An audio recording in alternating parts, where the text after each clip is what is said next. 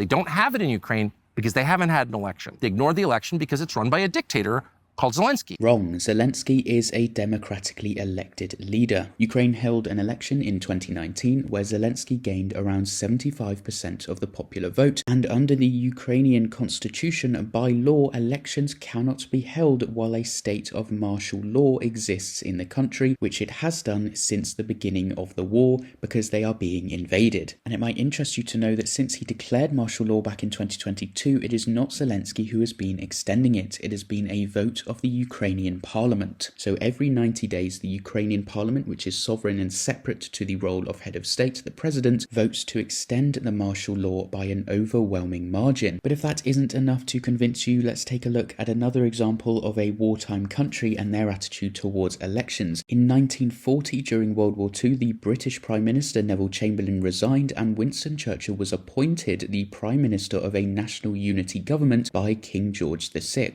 Churchill was not elected by popular vote, and there wasn't an election in the UK until after Germany's unconditional surrender in 1945. Britain also didn't hold elections during World War I, and neither did France, which had part of its territory, like Ukraine today, occupied by a foreign power. As for martial law, this was also in place in Britain in both World Wars. In World War I, we had the Defence of the Realm Act, and in World War II, the Emergency Powers Act, which gave the government sweeping powers to deal with the extreme security threats of being in a war. Zelensky is not acting as a dictator, he is acting within Ukraine's constitutional and democratic frameworks. Stop this misinformation.